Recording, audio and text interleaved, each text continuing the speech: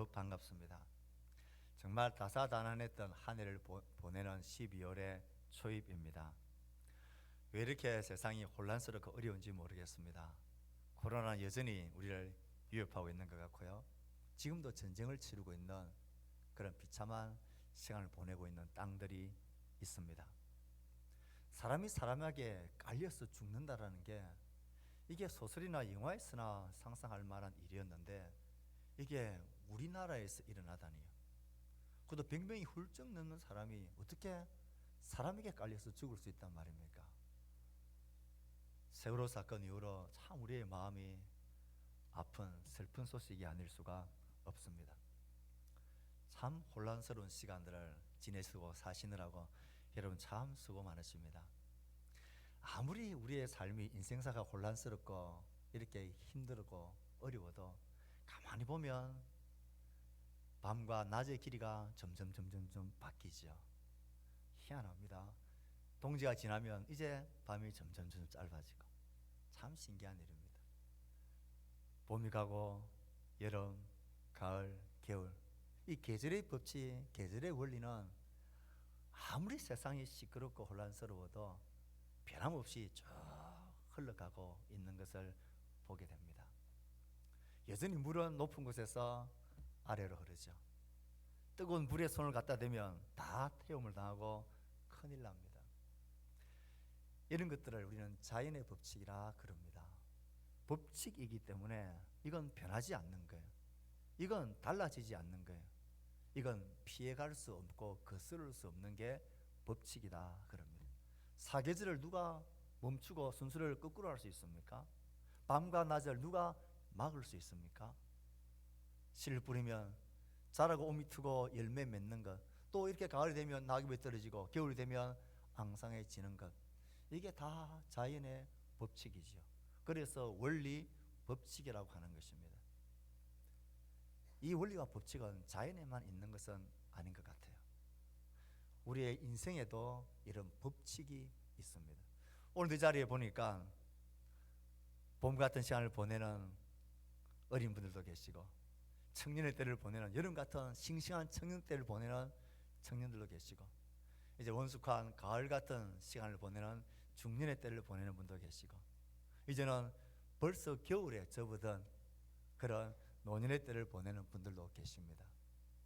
인생도 똑같죠. 태어나면 크고 자라다가 결국은 어른이 되고 노인이 되고 그리고 끝은 죽음이라는 이 마지막 길에 우리가 딱 마주하게 되어집니다. 저는 12월이 되고 겨울만 되면 늘 이 법칙들이 다시 한번 생각이 납니다. 그래서 저는 오늘 여러분들과 함께 이 인생의 법칙 중에 가장 강력하고 누구나가 인정할 수밖에 없고 당연하게 받아들이고 그렇지 맞지라고 하는 인생의 많은 법칙 중에 가장 강력한 한 가지의 법칙인 오늘 성경에 기록되어 있는 것처럼 죽음에 관한 두 가지 법칙을 잠깐 말씀을 드리려고 합니다. 왜 죽음이란 인생의 법칙을 말씀드리느냐 하면 사람은 누구나가 다 이 법칙 앞에 꼼짝달싹하지 못하는 너무나 강력하고 확실한 법칙이기 때문에 그렇습니다. 또 한 가지는 사람이 목이 말라야 물을 찾고 내가 뭔가 병이 나고 아파야 의사를 찾고 병원에 가죠. 내가 아프지 않고 내가 목마르지 않고 배고프지 않은 사람이 물과 음식과 병원을 찾아갈 리 만무합니다. 인생도 똑같습니다. 내가 죽음이란 이 대법칙 앞에 야 내가 아무것도 아닌 존재구나, 나도 이렇게 떵떵거리고 힘있게 평생 살 것처럼 영원히 살 것처럼 살지만 나도 언젠가는 이 죽음이란 법칙 앞에 딱 맞닥뜨리게 되는 그런 유한한 존재구나, 그런 한계가 있는 존재구나. 이 죽음의 법칙 앞에 내가 너무나 미약하고 아무것도 모르는구나, 그리고 아무것도 할 수 있는 게 없는구나 하는 것을 알아야만 이 법칙을 만든 존재에 대해서, 창조주에 대해서 마음이 겸손해지기 때문에 그렇습니다. 그래서 오늘 저는 오늘 성경이 가르치는 죽음에 관한 법칙 두 가지를 간단하게 말씀을 드리려고 합니다.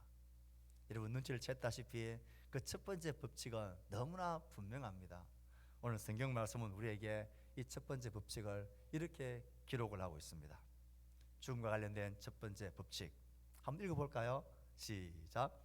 한 번 죽는 것은 사람에게 정해진 것이요. 이것이 죽음에 관한 성경이 가르치는 첫 번째 법칙입니다. 한 번 죽는 것은 사람에게 정해진 것이다. 정한 원리다.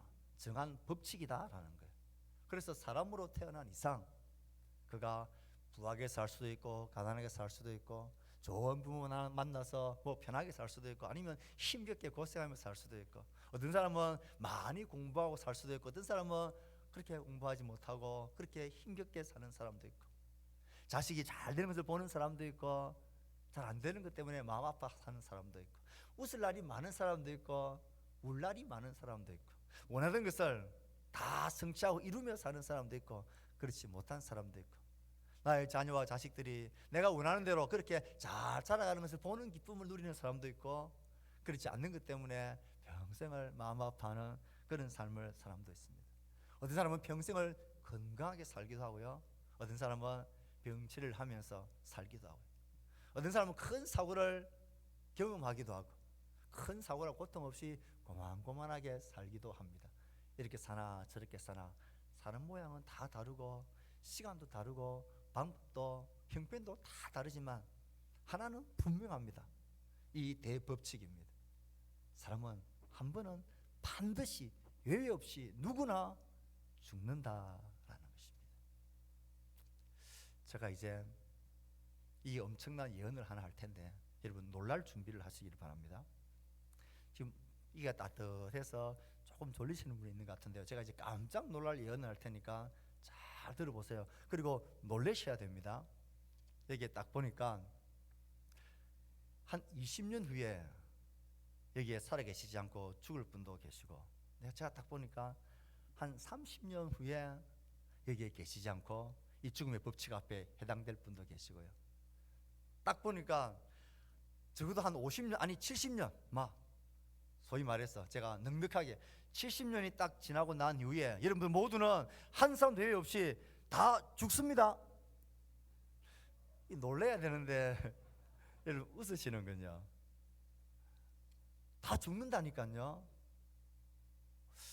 여러분들이 코로나 걸려서 확진됐다는 소식들도 덜컥 겁을 내더니만 그리고 병원에 가서 중한 질병을 암이에요 말기예요 이거 받아도 이러면 깜짝 놀라잖아요. 내만 놀랍니까? 온 가족이 마음이 확 무너지더니만 하던 일들이 안 되고 뭐가 실패하면 그렇게 마음이 무너지고 놀라더니만 왜? 엄청난 죽는다라는 이야기를 하는데 왜 놀라지 않으세요? 죽는다니까요. 모든 게 다 끝나고 여러분들 이 땅에 없어진다니까요. 얼마 안 갔어. 한 사람도 여기 안 살고 여러분들 다 죽어요. 젊은 사람들, 청년들 다 죽어요. 죽는다니까요. 안 놀라시는군요. 예, 왜 안 놀라시는지 제가 압니다. 그 이유를. 내만 죽나? 다 죽는데 나만 죽는 거라면 놀라고 억울하고 두렵겠죠. 그런데 왜 안 놀라시느냐? 어차피 죽는다라는 거예요. 당연한 법칙 아니냐 그건. 오히려 나는 안 죽는다, 나는 천년만년 살 거다라고 소리치는 사람이 있으면 어떻게 됩니까? 빨리 병원에 모시고 가야 됩니다. 그게 이상한 거죠. 저 사람이 나는 안 죽는다네. 그걸 보고 이상하다 저거. 그렇게 생각해야지. 모든 사람은 다 죽는다라는 것, 이게 대법칙이기 때문에 그래요. 그래서 우리 모두는 맞다, 당연하지. 그래서 안 놀라는 거예요. 다른 사람은 안 죽는데 나만 죽는다 하면 난리가 나죠. 그 시험과 방법이 다르지만 모두가 대법칙인 다 죽는다라는 이 법칙을 그대로 받아들이고 맞다라고 인정하기 때문에 우리는 놀라지 않는 거예요. 맞습니다. 저도 죽는다는 사실이 별로 놀랍지 않습니다. 이건 예외 없는 첫 번째 법칙이기 때문에 그렇습니다. 예. 그래도 괜찮습니다. 그게 당연한 겁니다. 그런데 이제 여러분 조금 심각할 준비를 하셔야 됩니다. 오늘 성경에는 두 번째 법칙도 말하고 있기 때문에 그래요. 자, 오늘 성경을 다시 한번 볼까요? 두 번째 법칙입니다. 성경 구절을 한번 읽어봅시다. 시작. 한 번 죽는 것은 사람에게 정한 것이요 그 후에는 심판이 있느니라. 두 번째 죽음에 관한 대법칙은 죽음 이후에 심판이 있다라는 법칙이에요. 여기서부터 조금 여러분 반응이 이제 달라집니다. 죽음과 관계되어진 두 번째 대법칙이 죽음으로 모든 게 끝이 아니라 심판이 있다라는 법칙이 선포되어졌어요. 우선 여기서 확실히 해야 될 게 하나 있습니다. 조금 차분한 마음으로 한번 가만 생각해 봐야 될 게 있습니다. 이것은 법칙으로 선포되어진 것이라는 사실입니다. 자, 여러분, 분명히 제가 여러분들 다 죽는다 했는데도 안 놀라셨죠? 그건 당연한 법칙으로 받아들이는 것이기 때문에 그래요. 그런데 한번 생각해 보세요. 그 당연하게 받아들이는 그 엄청난 법칙을 선포하신 분이 1법칙은 그거다. 그 다음 두 번째 법칙은 그 이후에는 심판이 있다라고 선포를 했어요. 똑같은 분이. 그러면 그 두 번째 법칙을 받아들이는 어떤 태도가 정상적이고 상식적인 태도일까요? 첫 번째 것은 그건 당연히 내가 받아들이지. 그리고 두 번째 것은 말도 안 되는 소리. 죽으면 모든 게 끝이지 뒤에 뭐가 있긴 뭐가 있어. 말도 안 되는 소리. 그런 소리 하지 마라 하고 내가 거부해버리는 게 정상적이고 상식적입니까? 아니면 똑같은 분이 첫 번째 모든 사람은 한 번은 죽는다라고 법칙을 발표한 그분이 똑같은 권세와 권위를 가지고 두 번째 그 이후에는 심판이 있다라고 법칙을 선포했다면 어떤 게 일단 상식적이고 어떤 게 정상입니까? 첫 번째 법칙을 내가 받아들이고 수용하는 것과 똑같은 무게와 강도를 가지고 똑같은 분이 두 번째 법칙을 선포했다면 그것에 대해서도 똑같은 무게와 방법으로 받아들이는 것, 일단 그게 상식이고 그게 당연한 일 아니라는 것입니까? 만에 하나 이 두 번째 법칙이 죽음에 관한 법칙이 아니고 그냥 사소하고 소소한 그런 것이라면 뭐 좋은 것은 내가 맞다고 받아들이고 이건 말도 안 된다, 내 기준에 안 맞다라고 생각할 때는 그거에도 괜찮아요. 여러분 김장 다 하셨죠? 우리 교회도 한 두 주에 김장을 했는데요, 김장을 하는 거 보니까 사람들이 다 다른 것 같아요. 소금에 절여서 물을 빼는 시간이 또 다 달라요. 그리고 양념할 때 무엇을 많이 넣고 뭘 작게 넣는지 양념 바르는 치대는 방법도 다 다르더라고요. 그런 것이라면 이거 괜찮아요. 이걸 선택해도 되고 이건 안 해도 괜찮아요. 차를 운전해 갈 때에 어떤 빠른 길로 가느냐, 어느 길을 갈 거냐, 이건 이래 가도 저래 가도 괜찮아요. 조금 둘러가면 되고 조금 뭐 싱거운 김치 먹으면 되고 뭐 별 문제가 안 돼요. 그런데 이 선포되는 법칙이 너무나 중요하고 너무나 엄청난 선포라면 조금 진지해져야 된다라는 거예요. 또 만약에 하나 이 선포되는 법칙, 죽음에 관한 법칙에 내가 뭔가 이거는 치사, 이거는 선택, 이거는 버리고 이건 내가 택할 수 있는 그런 좀 능력, 영향력을 끼칠 수 있는 힘이 나에게 있으면 이건 받아들이고 이건 아니야 라고 해도 괜찮아요. 그런데 여러분 솔직하게 생각해 보십시오. 죽음에 관계되어진 법칙 중에 내가 뭔가 영향을 미칠 만한 건덕지가 1이라도 있나요? 첫 번째 법칙, 모든 사람은 한 번은 죽는다는 이 대법칙 앞에, 이 법칙 앞에 내가 뭔가 반기를 들 수 있는, 그건 아니라고, 그건 내가 밀어낼 수 있고 나는 예외라고 이렇게 피할 수 있는 그런 영향을 끼칠 수 있는 힘이 나에게 조금이라도 있나요? 그 죽음이라는 법칙 앞엔 하나도 없잖아요.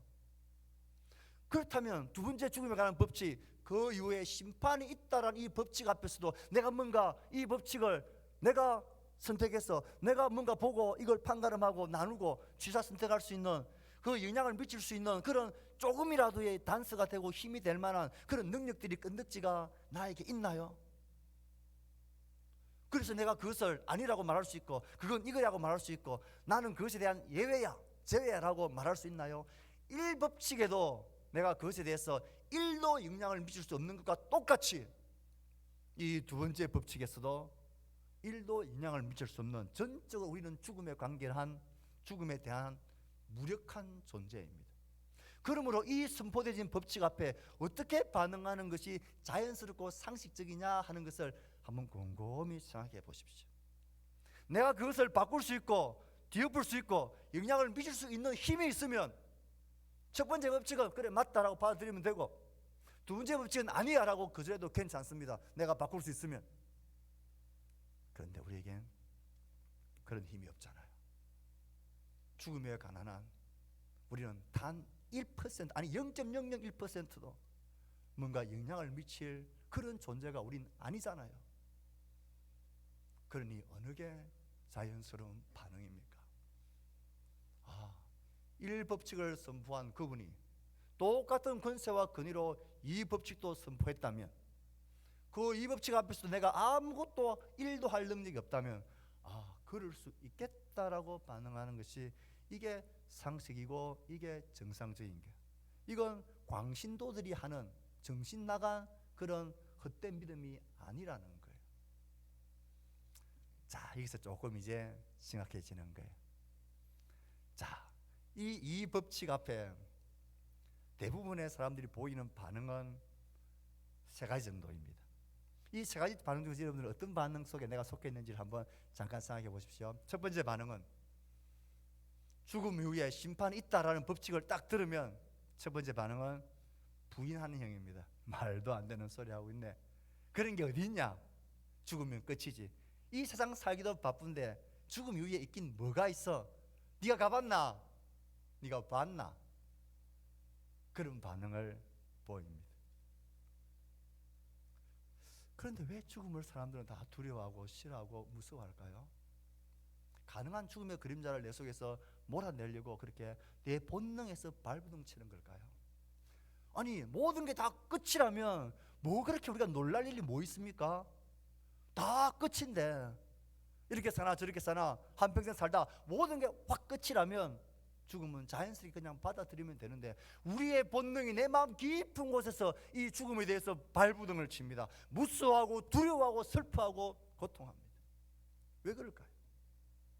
만약 죽음으로 모든 게 끝난다면 사람과 짐승이 도대체 뭐가 다른 걸까요?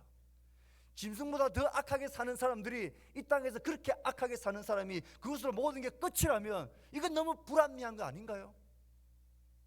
끝이어서는 안 되죠.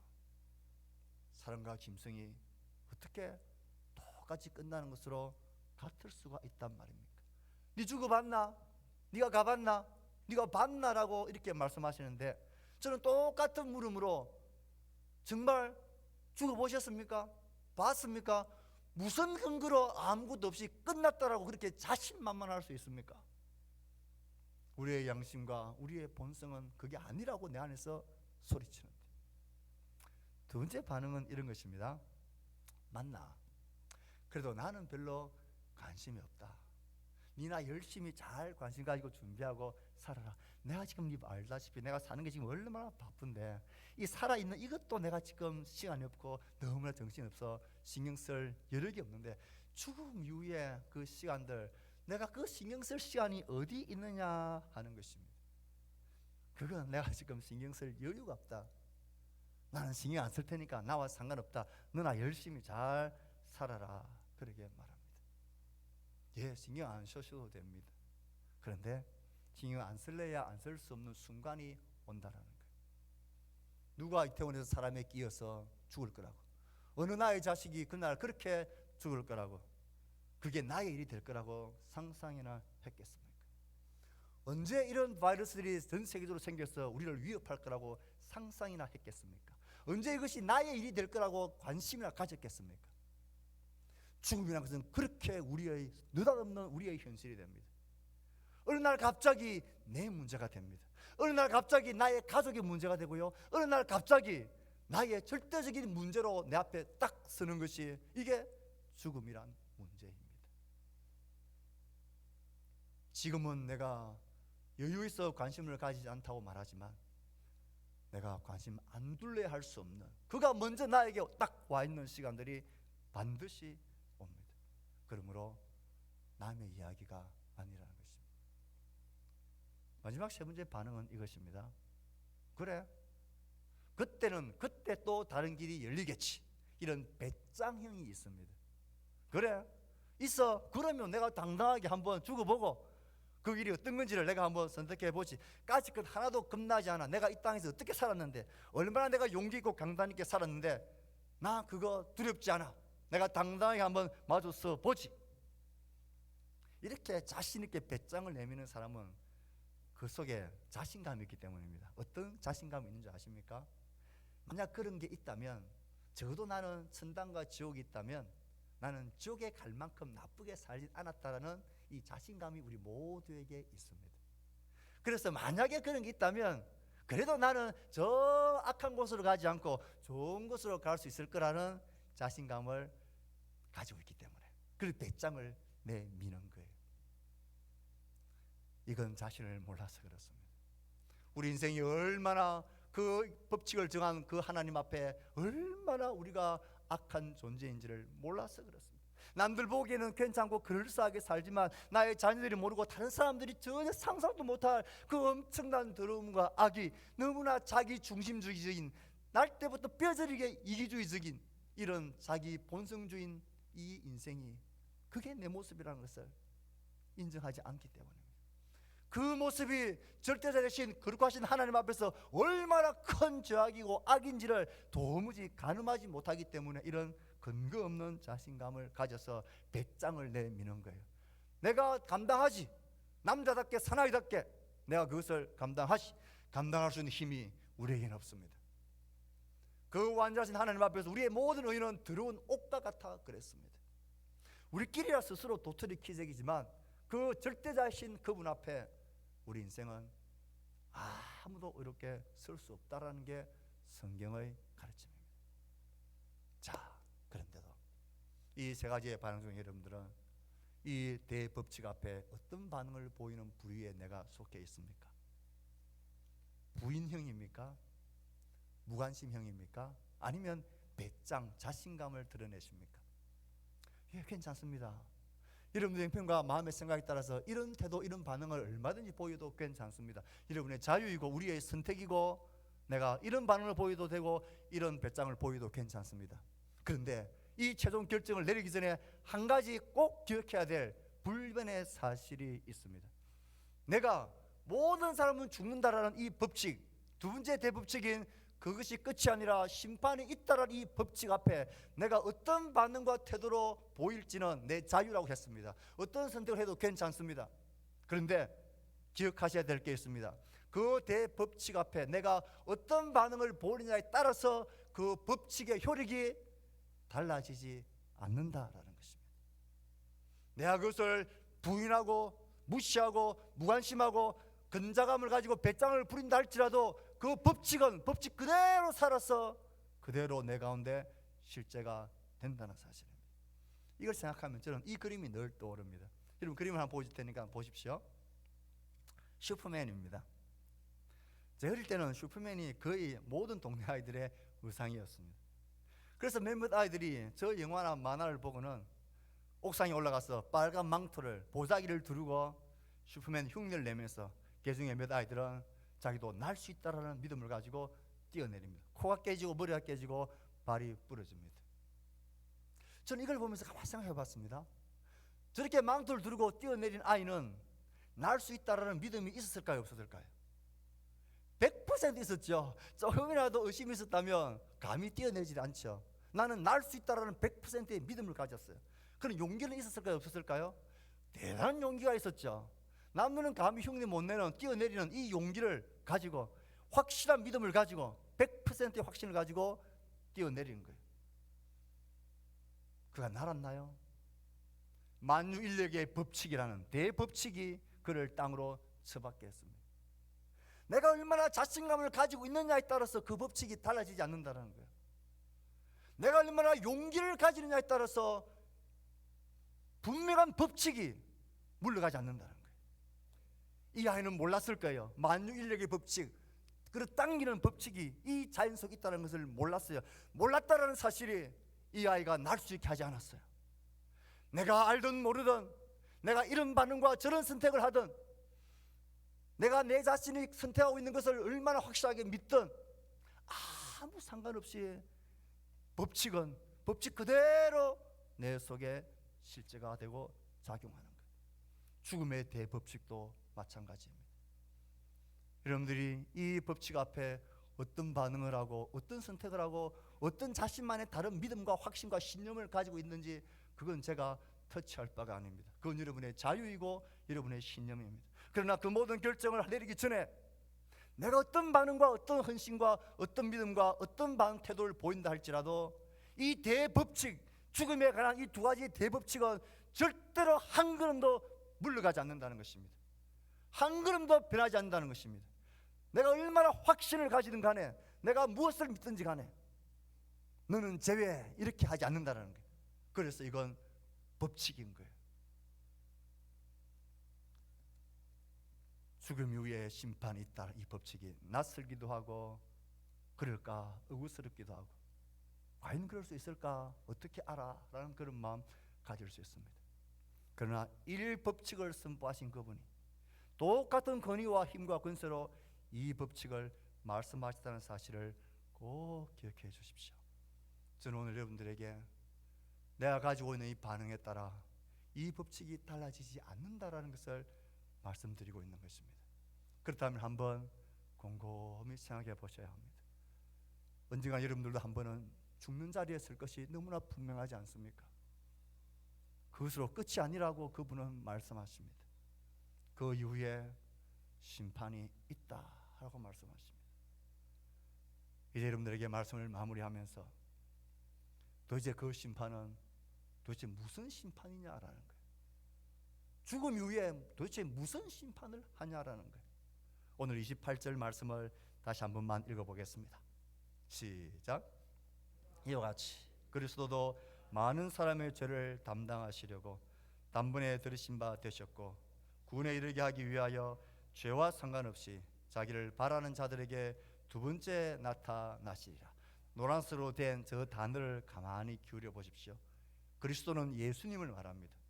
그 예수님이 사람, 이 죽음의 법칙에 매여 있어 죄와 사망에 평생 매여 종노할 수밖에 없는 우리들을, 그 이유가 되어지는 죄를 담당하시려고 단번에 들으신 바 되셨다. 단번에 자기의 몸을, 생명을 십자가에서 못 박아 내어 주셨다. 우리를 어떻게 하기 위해서요? 그 죄와 사망과 죽음의 저주와 영원한 형벌의 심판에서 구원하기 위하여. 이 죽음 위에 있게 될 두 번째 대법칙인 심판은 이것을 가늠하는 심판입니다. 저 인생은, 저 사람은 자신의 죄를 지고 스스로 죄값으로 영원히 죄와 사망과 저주의 심판으로 영생을 보내게 될 것인지, 아니면 하나님이 우리를 사랑하셔서 우리의 모든 죄와 악을 죄 없는 예수님에게 씌우시고 그 예수님이 사랑으로 십자가에서 우리의 죄값을 대신 치르시고 죽으심으로 그를 믿고 영접하는 자들에게 영생의 선물을, 구원을 얻게 하셨다라는 이 사실을 받아들이고 믿는 자인지 아닌 자인지, 이것을 그는 심판하십니다. 그러므로 죽음 위에 있게 될 심판은 영생을 가르는 심판이고 영원한 형벌을 가르는 심판이고, 그 심판의 기준은 하나님이 우리의 모든 죄와 악을 대속하기 위해서 보내신 예수 그리스도, 십자가의 예수 그리스도를 어떻게 내가 반응하고 그 앞에 내 마음을 여느냐라는 기준으로 해서 보는 심판입니다. 오늘 우리는 이 예수님을 여러분에게 소개하고 싶은 것입니다. 이 예수님 여러분들에게 필요하기 위해서는 내 속에 있는 확신이 흔들려야 합니다. 여러분의 확신을 흔들 수 있는 가장 강력한 법칙이 죽음에 관한 법칙입니다. 모든 사람은 한 번은 죽습니다. 그것이 끝이 아니라 그 이후에 영생과 영불의 심판이 있다라고 그분은 법칙으로 정해 놓으셨습니다. 내가 반응하고 내가 믿고 내가 확신하는 것이 다가 아닐 수 있습니다. 그게 틀릴 수 있습니다.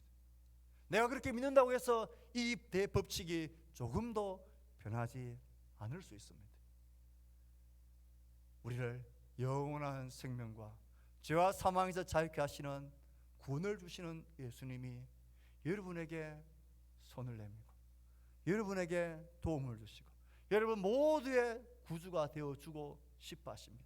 이것을 먼저 아는 우리들이, 그래서 여러분의 소중한 우리의 자녀들을, 나의 자손들을, 나의 부모와 나의 형제들을 이런 말씀을 듣게 하려고 어쨌든 여러분들을 한 번은 초청해서 이 예수님을, 이 법칙에 대해서 말해주고 싶은 것입니다. 그래서 우리 속에 있는 이 생명의 법으로 나아가게 되어지는, 죽음의 영원한 형벌을 몰아내는 예수 그리스도가 주시는 구원이 우리 속에 있게 되어지고, 여러분들이 계속해서 예수님에게로 나오고 예수님을 배워가고 이 진리의 말씀을 알게 되어지기를 진심으로 바라는 것입니다. 사랑하는 우리의 소중한 여러분들, 우리 인생의 대법칙 이 두 가지가 여러분들 속에 뼈속 깊이 자리매김했으면 좋겠습니다. 여러분들이 식사할 때에, 잠자리에 들 때, 기침으로 콜록일 때 이 말씀이 기억나기를 바랍니다. 여러분들의 이웃의 장례에 참여할 때에, 친구의 부모님의 장례에 참여할 때에, 남들의 죽음을 볼 때에 이 두 가지 법칙이 기억나게 되기를 바랍니다. 이 법칙 앞에 내가 아무것도 할 수 없는 존재라는 사실을 겸손한 마음으로 인정할 수 있게 되기를 바랍니다. 예수님이 이 모든 죄와 사망의 끈을 십자가에서 단번에 치르셨다는 이 복음에 대해 관심과 마음이 있게 되어지기를 진심으로 축복합니다. 그래서 우리와 함께 이 영원한 생명의 길로, 구원의 길로 나아가게 되는 행복하고 사랑하는 우리의 가족들, 우리의 친구들 되기를 주의 말씀으로 축복합니다. 지금 이 시간 잠시 모두 눈을 감고 기도하겠습니다. 오늘 하나님의 말씀을 통해 죽음에 관한 대법칙을 들었습니다. 이 말씀을 곰곰이 생각하고 되새겨볼 때 이것이 나에게 동의가 되고 나도 죽고 나에게도 죽음 이후에 심판이 있다는 것을 마음으로 받아들이실 수 있기를 바랍니다. 심판자 되신 예수님의 죽음과 구원에 대해 알기를 원하는 그런 마음이 있기를 바랍니다.